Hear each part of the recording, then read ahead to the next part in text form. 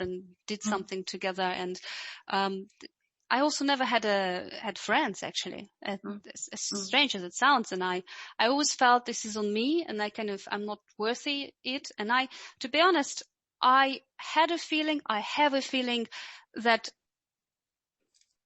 the world doesn't need me, and I don't know what I am in this world. Why am I in this world? Why do I exist? Who needs me? I mean, this kind of... Do you still feel like that? Excuse me? Do you still feel like that? Yes, I do. I do. And I believe that is all linked to those 16 years I spent at my home. So I believe that formed me. That was a foundation, basically, for me. And from there, I started in a way to maybe reshape it. And maybe it's maybe also worth mentioning that even though I didn't realize that I should look into my past and my childhood until maybe, let's say, 4 years ago, like in a conscious way, I always felt it wasn't right to hit a child, to scream at a child, to humiliate a child, to throw uncensored words at a child. I felt it wasn't right. And I tried to find my way, what is wrong with me, first of all, so by kind of self-diagnosis. And second, by just really having those discussions, even though it would be at a coffee machine, with someone I felt like, well, this is a woman, she's working in a different department, but I could ask her about how she treats her children, because she speaks so much of her children. And it was not that I was interested in her children, but I was interested in how other people do that, and at the age of 18, I was an exchange student from Russia to Germany at the University of Rostock. And instead of focusing on what I was supposed to do, like German studies, I was looking on the courses for psychiatry, because I was thinking there was something wrong with me. And I was reading about like borderline, whatever, schizophrenia. And I was just trying to understand if it's linked to me or not. I even read some books on those people who have no emotions. How are they called? Autism or alexithymia? No, those, the book is called Without Conscious. Psychopath, exactly. Yeah. And I was just trying to link myself to that, if it's maybe on me that I have some things wrong with me, but I wasn't quite sure, because I have emotions. I was just trying to find it out for quite a long time, but not consciously. But anyway, so when I moved out, I lived, my parents rented a room within elder couple's apartment, and it was a big apartment, and they kind of rented one room.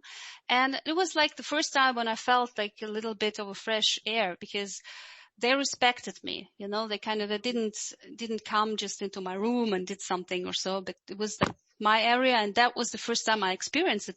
Nobody's actually just intruding your private space. And then I also started to teach German and earn a little bit of money, and actually collecting the money so that I could do whatever I wanted with that.